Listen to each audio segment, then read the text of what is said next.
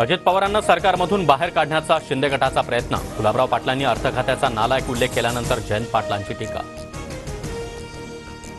घरामध्ये फूट पाडण्याचा प्रयत्न करताय, हे समाजाला आवडत नाही. आम्ही पण अनुभव घेतला, मी चूक मान्य केली. गडचिरोलीमधील जाहीर सभेत अजित पवार यांच्याकडून पुन्हा एकदा चुकीची कबुली. भाग्यश्री आश्रमांचा 11 किंवा 12 सप्टेंबरला पवार गटात प्रवेश. दगा करणाऱ्यांना नदीत फेकून दिलं पाहिजे. जी मुलगी बापाची झाली नाही ती तुमच्या पक्षाची कशी होणार? धर्मराव बाबा आत्राम यांचा शरद पवारांना सवाल.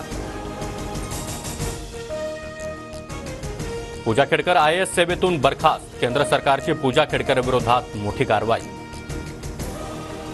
मी फुंकलो असतो तरी उदयनराजे पडले असते, असं मनोज जरांगे म्हणाले. शिवरायांची शपथ घेत आमदार राजेंद्र राऊत यांचा दावा.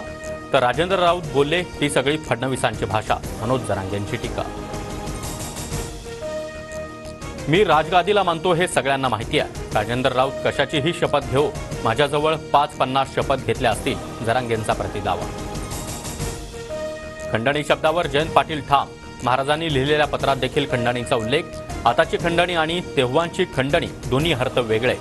भाजपचा इतिहास कच्चा, जयंत पाटलांनी सुनावलं. महाविकास आघाडी सरकारला खंडणी सरकार म्हटलं गेलं, त्यामुळे त्यांना प्रत्येक ठिकाणी खंडणीच दिसेल. फडणवीसांची जयंत पाटलांवर टीका. मागितलेली खंडणी न मिळाल्यानं शिवरायांनी सुरतेची लूट केल्याचं जयंत पाटलांचं वक्तव्य. विधानसभेला शिंदे गट 120 जागा मागणार.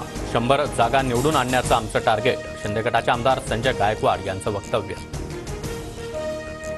फोडाफोडीचं राजकारण पाहता आता राज्यामध्ये महाविकास आघाडी सरकार आलं पाहिजे. एकनाथ खडसे यांचं वक्तव्य.